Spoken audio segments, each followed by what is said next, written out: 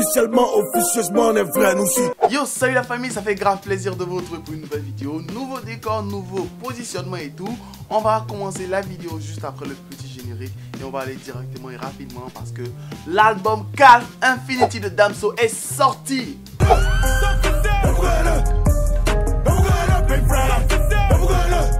Après la sortie de Calf en 2020, les fans de Damso étaient assez divisés. Ceux qui disaient que l'album n'était pas à la hauteur des attentes parce que jugé trop sentimental.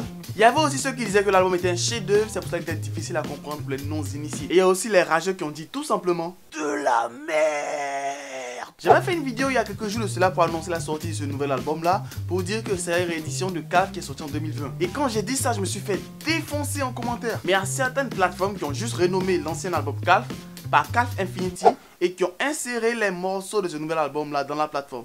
Ce qui fait que ça figure comme une réédition sur plusieurs plateformes. Il y a aussi la vidéo de présentation de l'album qui a été postée sur Spotify France qui fait plus penser à une réédition qu'un nouvel album.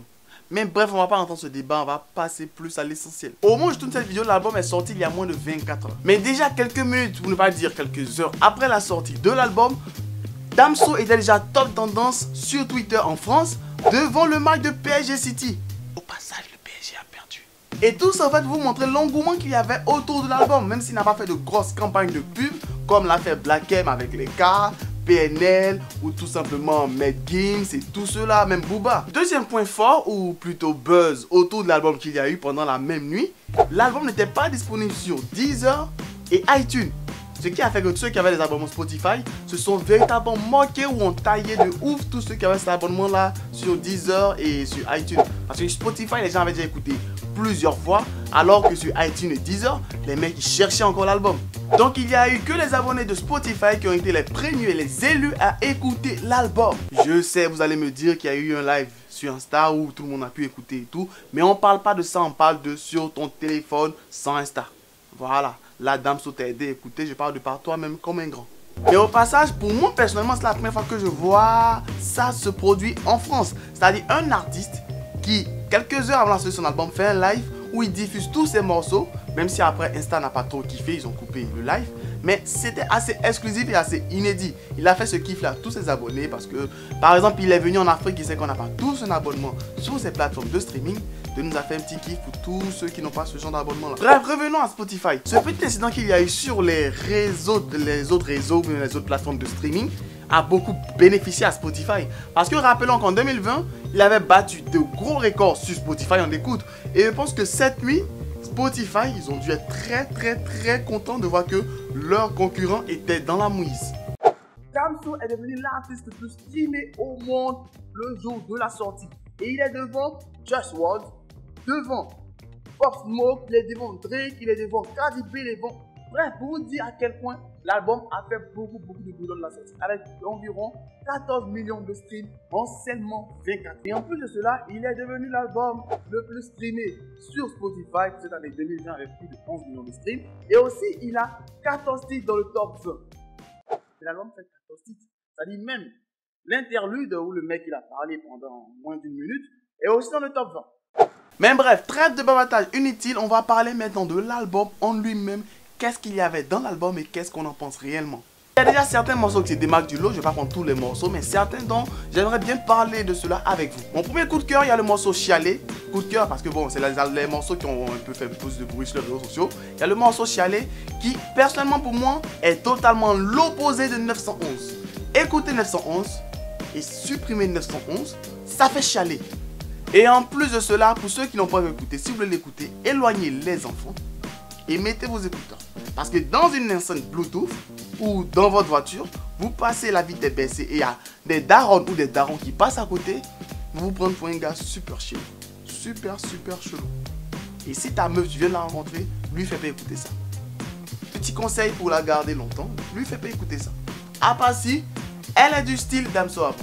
On a ensuite le morceau Passion qui est un véritable storytelling où il relate un peu tout ce qu'il a vécu comme étape et tout.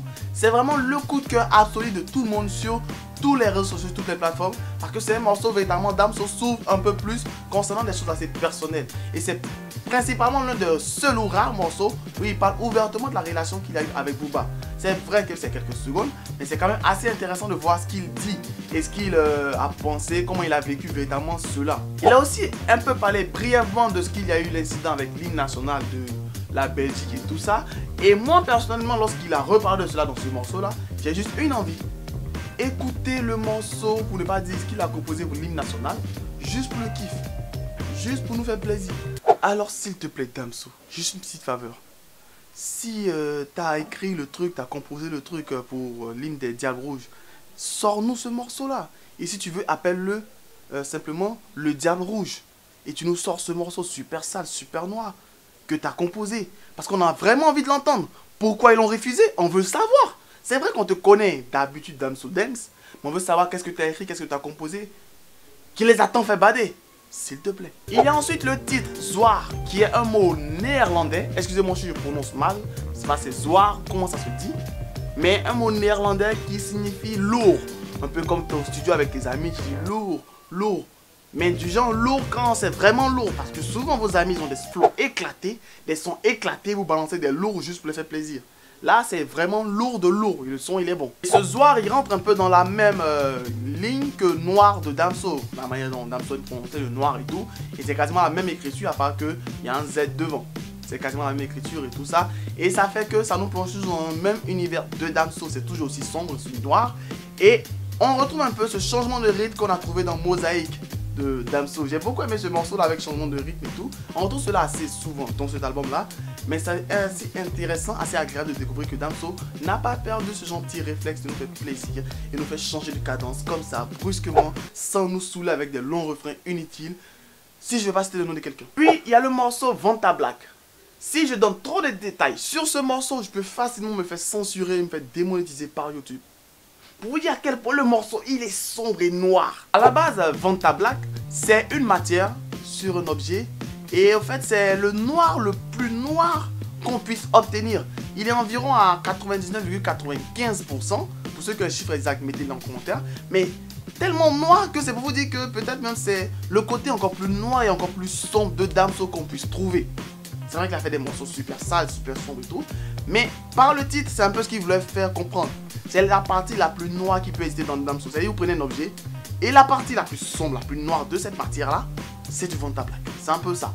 C'est-à-dire en même temps Damso, il nous fait des bons morceaux, il fait un peu de culture générale, un peu de tout, le mec il est bien, il est complet.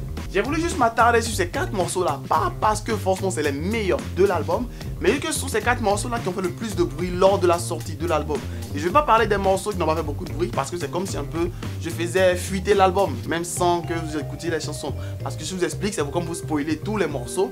Et vous n'allez pas véritablement comprendre lorsque vous allez écouter et tout. Vous allez vous dire, il nous avait déjà dit, Je vous laisse la surprise pour ceux qui n'ont pas écouté l'album. Je vais pas vous parler de tous les morceaux en détail. Je vous mettrai en commentaire, en description plutôt, le lien pour télécharger ou streamer l'album légalement. Je vais jamais mettre de site de lien pirate en bas.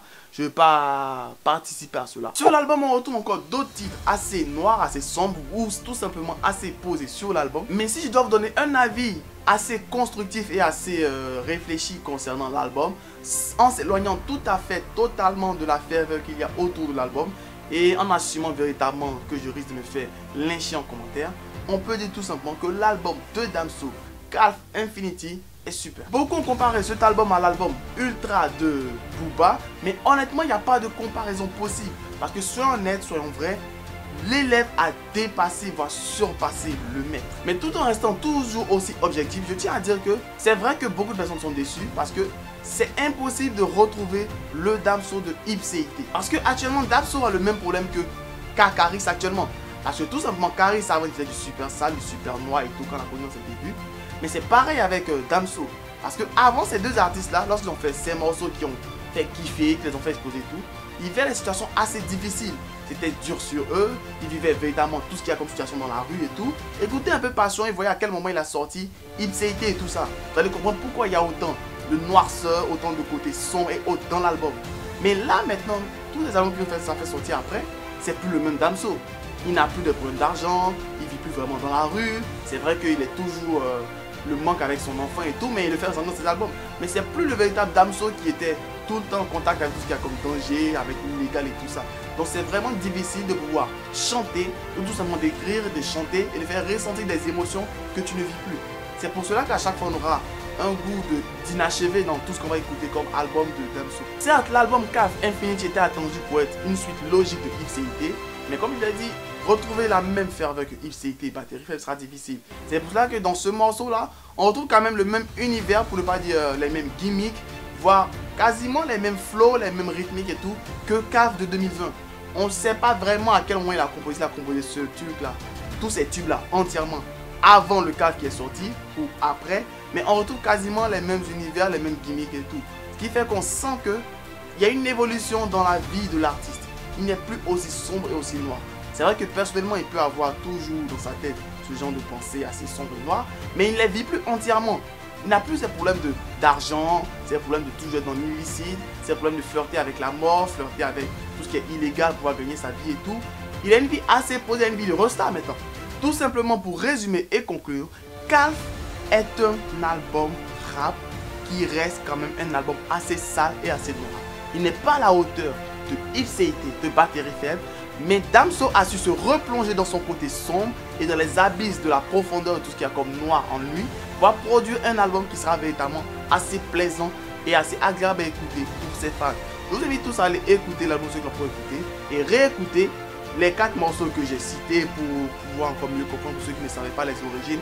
Par exemple que Soir c'était du néerlandais, la signification de Vanta Black et tout ça. Allez réécouter, vous allez mieux comprendre certaines choses dans l'album. Ça m'a fait super plaisir de faire cette vidéo là et tout ça m'a fait plaisir de faire des vidéos de ce type, sur ce type d'album là. Des albums super réfléchis. Je devais en faire une vidéo sur l'album de Youssoupha, mais comme vous avez vu, le décor a changé. Il y a eu déménagement, réaménagement et tout. Et c'est pour cela que c'est un peu difficile de pouvoir véritablement m'orienter sur le décor ou me positionner et tout ça. J'essaie de faire une balle de basket. Bon, la personne qui a fait la fête, j'essaie de faire une balle de basket. Dites-moi ce que vous en pensez du nouveau décor, la nouvelle ambiance et tout ça. Et on va essayer ensemble de pouvoir être le plus actif qu'avant. N'hésitez pas à partager la vidéo à tous vos amis, tous vos proches. Et peut-être que Madame So, il dira ce qu'il a pensé de ma vidéo. S'il me répond, ça sera super cool. S'il m'a pas répondu, c'est pas grave. Mais Damso, n'oublie pas, dans l'album que tu as sorti, tu n'as pas mis le titre de l'hymne national de Diable Rouge. Mais s'il te plaît, sors-nous juste un son. Le Diable Rouge, et tu nous balances ce que tu as composé comme hymne. Vraiment, j'y tiens. Parce que quand j'ai fini d'écouter Passion, j'avais juste envie d'écouter ça. Pour ceux qui ont la même envie, dites-le moi en commentaire et partagez au maximum sur Twitter. Peut-être ça va devenir top tendance. Le Diable Rouge Damso. Pour qu'enfin on puisse avoir ce morceau. On sait jamais lancer une tendance. On sait jamais. C'est pas vraiment évident avec seulement que 20 000 abonnés, mais qui tentent rien à rien. Sur ce, faites-vous plaisir. Partagez au maximum la vidéo à tous vos amis, tous vos proches, faire grandir la communauté. J'essaierai de plus en plus actif, pouvoir faire honneur à ceux qui sont abonnés.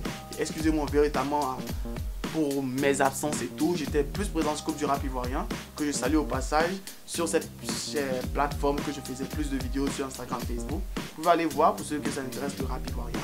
Et on reste abonné, on reste connecté.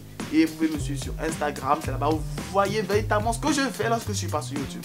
Sur ce, max de like, max de partage. C'était Archie DJ pour une toute nouvelle vidéo qui est sortie et qui est finie. Bah, on se dit bye.